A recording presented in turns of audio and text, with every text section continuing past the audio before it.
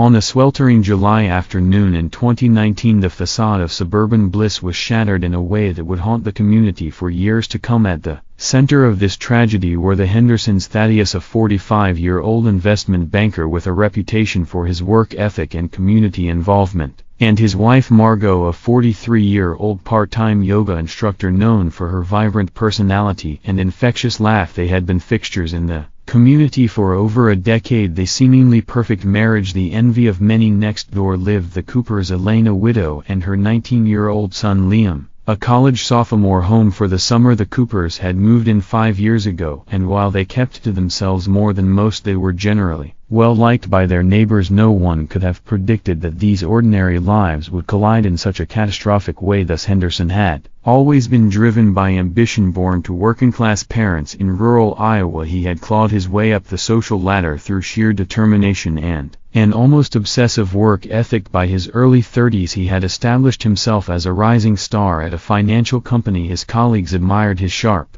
analytical mind, and his clients appreciated his no-nonsense approach to wealth management. Margo Sinclair, as she was known before her marriage, had a different trajectory. The daughter of a college professor and an artist, she grew up in a household that valued creativity and self-expression. She studied modern dance at the university, dreaming of a career on stage. However, a knee injury in her senior year derailed those plans, leading her to pivot towards yoga and wellness coaching. Their paths crossed at a charity gala in 2003. Thaddius, already successful but lacking in social graces, was immediately drawn to Margo's vivacity and charm. For Margo, Thaddius represented stability and the promise of a comfortable life that would allow her to pursue her passions without financial worry. They married a year later in a lavish ceremony that was the talk of their social circle. The early years of their marriage were happy ones. Thus his career continued to flourish, and he took pride in providing Margo with the life he felt she deserved. Margo, for her part, threw herself into being the perfect corporate wife, hosting dinner parties and attending social events that were crucial for Thaddius' networking. She also began teaching yoga part-time at an upscale studio, finding fulfillment and helping others achieve balance and inner peace. But as the years wore on, cracks began to appear in their carefully constructed life. Thus work hours grew longer, his ambition pushing him to chase ever bigger deals and clients. He was rarely home before 9 p.m. And even when he was physically present, his mind was often elsewhere, constantly checking his phone for emails or market updates. Margo, approaching her 40s, found herself increasingly restless. The yoga classes and charity committees that once filled her days now felt hollow. She began to question the choices that had led her to this point, wondering if she had traded her dreams for a gilded cage. The couple's failure to conceive despite years of trying added another layer of strain to their relationship. By the summer of 2019, the Hendersons' marriage was a carefully maintained facade. To the outside world they still appeared to be the golden couple. Thus continued to excel at work, recently closing a deal that put him in line for a partnership. Margo's yoga classes were more popular than ever, her students drawn to her warmth and apparent serenity. But behind closed doors they were virtual strangers. Conversations, when they happened, were prone and centered around schedules and social obligations. Physical intimacy had become a rare occurrence, each touch laden with unspoken resentments and unfulfilled expectations. Neither Thaddius nor Margo was willing to admit, even to themselves, how far they had drifted apart. It was easier to maintain the illusion, to go through the motions of a happy marriage, than to confront the emptiness that had grown between them. Little did they know that this unacknowledged chasm in their relationship was about to become the catalyst for a tragedy that would shatter not just their lives but the entire community of Riverside. The Coopers had moved into the house next door to the Hendersons in 2014 following the death of Elaine. Cooper's husband, Dr. Reginald Cooper, a respected oncologist. Reginald had succumbed to the very disease as he had spent his life fighting, leaving Elaine to raise their son Liam alone. Elaine, a soft-spoken librarian, had initially struggled to adjust to life in the new community. To move from their modest home in St. Paul had been necessary to escape the memories that haunted every corner of their old house, but the affluent suburb felt alien to her. She found solace in her books and in tending to the garden that soon became the envy of the neighborhood. Liam Cooper was 14 when they moved in, a lanky introverted teenager more comfortable with computers than with people. The transition to a new school had been difficult, and he often found himself the target of bullies who mocked his second-hand clothes and quiet demeanor. It was during this time that Thaddius Henderson had taken Liam under his wing, offering him a job mowing lawns and doing odd jobs around the neighborhood. Over the next 5 years Liam had blossomed. The awkward teen grew into a handsome young man, his natural intelligence finally finding an outlet in his computer science studies at the university. Despite his growing confidence, Liam remained devoted to his mother. He worried about her isolation and loneliness and made a point of coming home most weekends, even when his friends were planning parties or road trips. It was on one of these weekend visits in early June that he first encountered Margo Henderson in a new light. Elaine had always been grateful for the Hendersons' kindness, particularly Margo's efforts to include her in neighborhood activities. She often spoke of Margo's generosity, unaware of the complex emotions brewing beneath the surface of her son's polite nods. The spark that ignited the affair between Margo Henderson and Liam Cooper was as unexpected as it was intense. It happened on a balmy evening in early June during one of the Hendersons' legendary summer barbecues. Thaddius, as usual, was holding court near the grill, regaling his colleagues with tales of his latest financial coup. Margo, feeling particularly isolated amidst the crowd, had retreated to the relative quiet of the pool house to replenish the ice bucket. Liam, who had been reluctantly dragged to the party by his mother, chose that moment to seek refuge from the noise and forced socializing. He entered the pool house not realizing it was occupied and found Margo struggling with a large bag of ice. Their eyes met, and in that instant something shifted. He moved to help her with the ice, their hands brushing. They stood there momentarily frozen, the cold of the ice contrasting sharply with the heat building between them. It was Margo who broke the silence, her voice husky as she thanked him. Liam, usually so articulate, found himself stammering in response. That brief encounter set the stage for what was to come over the next few weeks. Margo and Liam found themselves manufacturing reasons to be in each other's company. It started innocently enough, Margo asking Liam for help with her laptop, Liam offering to help in her garden. Each interaction was charged with an undercurrent of attraction that they both tried to ignore. Their first kiss happened almost a month after the barbecue. Liam had been helping Margo set up for one of her yoga classes in the park. As they finished, a sudden summer storm broke out. They ran for shelter under a nearby gazebo, laughing and breathless as the rain poured down around them. Margo looked at Liam and felt a surge of desire she hadn't experienced in years before. She could think better of it. She leaned in and kissed him. From that point their affair escalated quickly. They were reckless, driven by a combination of Liam's youthful passion and Margo's desperation to feel alive again. They met in secluded spots around town, in the back row of the local cinema, in a hidden corner of the public library, and most dangerously in the Henderson home when Thaddius was at work. Each encounter left them craving more, the gulf in their ages forgotten in the heat of their stolen moments. Margo felt rejuvenated, rediscovering parts of herself she thought long lost. Liam, for his part, was intoxicated by Margo's experience and the taboo nature of their relationship. But as the summer wore on, the strain of maintaining their secret began to show. Close calls became more frequent, a neighbor almost catching them in an embrace, a suspicious glance from Elaine. When Margo's name came up too often in conversation, the guilt too started to weigh on them both. Liam struggled with the knowledge that he was betraying Thaddius, a man who had been nothing but kind to him. Margo found herself lying more and more to her husband, each deception another crack in the foundation of her marriage. Yet despite the risks and the guilt, neither seemed able to end the affair. They were caught in a whirlwind of passion and need, blind to the devastating consequences that loomed on the horizon. July 15, 2019 dawned hot and humid, the air heavy with the promise of an approaching storm. It was a Monday, and Riverside stirred to life as its residents prepared for another week of work and routine. For Thaddius Henderson it began like any other day. He rose early, donned one of his impeccably tailored suits, and left for the office before Margo had even stirred from sleep. Margo woke later, her mind already racing with plans for the day ahead. Thus had informed her the night before that he would be working late, a crucial client dinner that could seal his partnership deal. For Margo this meant an opportunity. She sent a text to Liam, her heart racing as she suggested he come over in the afternoon. Liam, who had been agonizing over the affair for days, saw the message as a chance to end things face to face. He replied with a simple okay, resolving to break it off. Before the situation spiraled further out of control, the day passed slowly for both of them. Margo went through the motions of her morning yoga class, her usual serenity replaced by a nervous energy that her students couldn't help but notice. Liam at his summer job found it hard to focus on the lines of code on his screen, his mind constantly drifting to thoughts of Margo and the conversation to come at 2:30 p.m.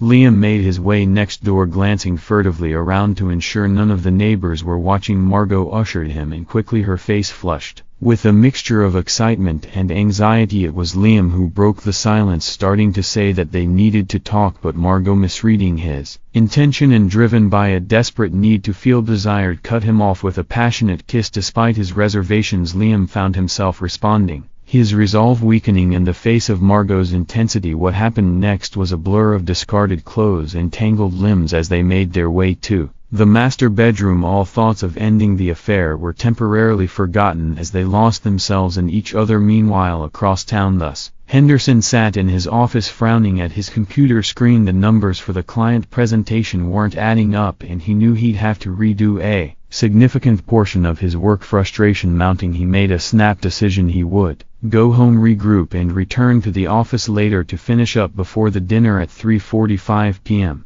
Thus his car pulled into the driveway. He noticed Liam Cooper's beat-up Honda parked a little way down the street but thought nothing of it, probably helping Elaine with some errand, he mused as he unlocked the front door. The house was quiet as thus entered, but something felt off. A half-empty glass of wine sat on the coffee table, unusual for Margo at this hour. Then he heard it, a muffled sound coming from upstairs. Frowning, he climbed the stairs, the noise growing louder as he approached the master bedroom. What thus saw when he opened the door would be forever seared into his memory. His wife, the woman he had loved for 15 years, was in their bed with Liam Cooper, the 19-year-old guy he had mentored and trusted. Then, with a roar of rage and pain, thus lunged forward, his hands, so used to manipulating numbers and shaking on business deals, now curled into fists as he grabbed Liam, yanking him off the bed. Margo screamed, scrambling to cover herself and separate the two men, but her efforts were in vain. Thaddius' first punch caught Liam squarely in the jaw, sending the younger man stumbling backward. Driven by adrenaline and fear, fought back. The two men grappled, crashing into the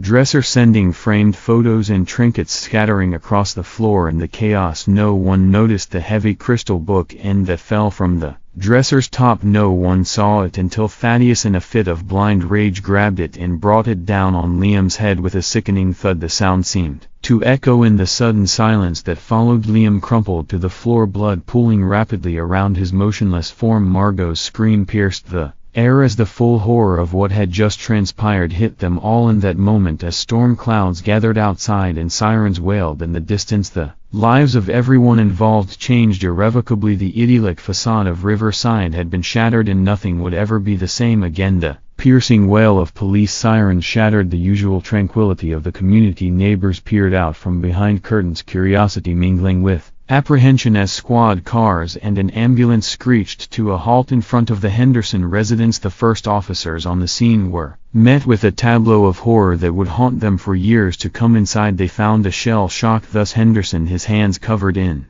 blood, sitting on the edge of the bed with his head in his hands. Margo, barely clothed and hysterical. The room bore all the marks of a violent struggle: overturned furniture, shattered glass, and smears of blood on the hardwood floor. Detective Ava Rossi, a veteran of the police department's homicide unit, took charge of the scene. Her first priority was securing medical attention for Liam Cooper as paramedics worked feverishly to stabilize him. Rossi began the delicate process of piecing together the events that had led to this tragedy. Thaddius, still in a state of shock, was taken into custody without resistance. Margo was separately questioned. Their stories, fragmented and emotional, painted a picture of a long simmering marital discord that had exploded into violence as word spread through the neighborhood. A crowd began to gather at the police cordon. Among them was Elaine Cooper, who collapsed in grief when informed of her son's critical condition. She was quickly whisked away to the hospital where Liam was fighting for his life in the intensive care unit. The investigation moved quickly. Forensics teams combed through the Henderson home collecting evidence and taking photographs. The crystal book and now a potential murder weapon was carefully bagged and tagged. Neighbors were interviewed, their statements adding context to the relationships between the Hendersons and the Coopers. One neighbor recalled hearing raised voices from the Henderson house earlier that afternoon but had dismissed it as a television playing too loudly. Another mentioned seeing Liam enter the Henderson home around 2:30 p.m., noting it because he thought it odd given Thaddius his usual work schedule as night fell. The gravity of the situation became clear. Liam Cooper was pronounced dead at 9:47 p.m. Never having regained consciousness. The charge against thus Henderson was elevated from assault to second-degree murder. In the days that followed, more details emerged. Margo, racked with guilt and facing intense scrutiny, admitted to the affair with Liam. Her statement, given through tears at the police station, provided a timeline of their relationship and the events leading up to that fateful afternoon. Thaddius, advised by his hastily retained attorney, remained silent, but his colleagues at the company painted a picture of a man under immense pressure, working long hours in pursuit of a partnership that had seemed within reach. None, however, had suspected the depth of his marital problems or the capacity for violence that had been unleashed. The case against Thaddius Henderson was building, but Rossi knew that in the court of public opinion there would be no clear villains or heroes in this story, only victims, each in their own way, of the secrets and lies that had finally come to light in the most devastating manner possible. But no one has ever expected the plot twist that's about to come, and twist that will shock everyone, including the Hendersons. The Henderson trial began on a crisp autumn morning 6 months after the events that had shaken Riverside to its core. The county courthouse, a stately building of red brick and white columns, was surrounded by reporters and curious onlookers. Inside, the tension was palpable as the judge called the court to order. Prosecuting attorney Veronica Talbot, known for her sharp mind and even sharper tongue, laid out the state's case. In her opening statement she painted a vivid picture of thus Henderson as a man consumed by rage and jealousy who had brutally murdered a young man in the prime of his life. Talbot's words were measured but impactful, her gaze sweeping across the jury as she promised to prove Henderson's guilt beyond any reasonable doubt. Defense attorney countered with a narrative of his own. He portrayed Thaddius as a devoted husband and pillar of the community, pushed to the brink by a betrayal of the deepest kind. Sterling suggested that the death was a tragic accident, the result of a confrontation that had spiraled out of control. As the trial progressed, a parade of witnesses took the stand. Forensic experts testified about blood spatter patterns and the force required to cause Liam's fatal injury. Neighbors recounted the events of that day, and character witnesses spoke to the personalities and reputations of both us and Liam. But it was Margo Henderson's testimony that captivated the courtroom. Over 2 grueling days on the stand, she laid bare the disintegration of her marriage and the evolution of her relationship with Liam. Her voice trembled as she described the moment thus had walked in on them and the horror of watching the confrontation unfold. Under cross-examination, Sterling tried to paint her as an unfaithful wife whose actions had driven her husband to temporary insanity, but Margo held firm, accepting her part in the tragedy while insisting that nothing justified Liam's death. Elaine Cooper's testimony was brief but powerful. Still grief-stricken, she spoke of her son's kindness and his dreams for the future, all cut short in an act of violence. Her quiet dignity in the face of unimaginable loss moved many in the courtroom to tears. As the trial neared its end, all eyes turned to Thaddius Henderson. Against his lawyer's advice, he chose to take the stand. His testimony was a study in contrasts, moments of apparent remorse interspersed with flashes of the anger that had led to Liam's death. He spoke of the pressure he'd been under at work, the growing distance in his marriage, and the shock of discovering his wife's infidelity. When describing the fight with Liam, Thaddius claimed he had never intended to cause serious harm, that he had simply lost control. As the trial progressed, expert witnesses from the field of psychology were called to provide insight into the minds of those involved in the tragic events. Dr. Cho explained that Thaddius' actions could be understood through the lens of what psychologists call intermittent explosive disorder, characterized by episodes of violent aggressive behavior disproportionate to the situation. She pointed to Thaddius' high-stress job, his unexpressed marital dissatisfaction, and the shock of discovering his wife's infidelity as contributing factors to his violent outburst. However, under cross-examination, Dr. Cho conceded that while these factors could explain Thaddius' behavior, they did not excuse it. She emphasized that many individuals face similar stressors without resorting to violence. The defense called a specialist in marriage and family therapy, to testify about the psychological impact of infidelity. Fredman described the profound sense of betrayal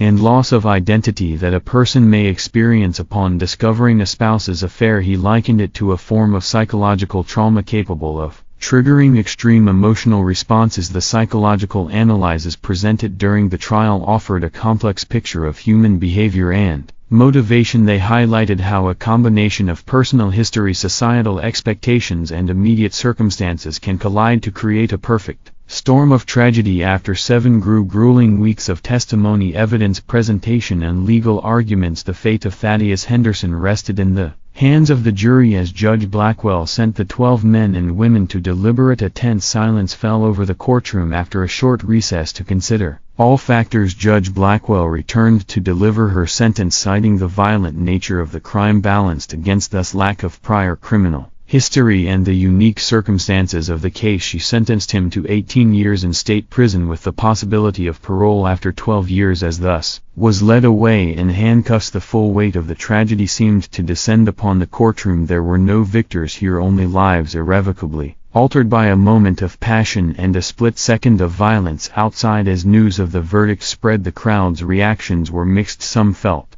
justice had been served, while others argued the sentence was too harsh or too lenient, but all agreed on one thing: the events that had unfolded in Riverside would leave an indelible mark on the community for years to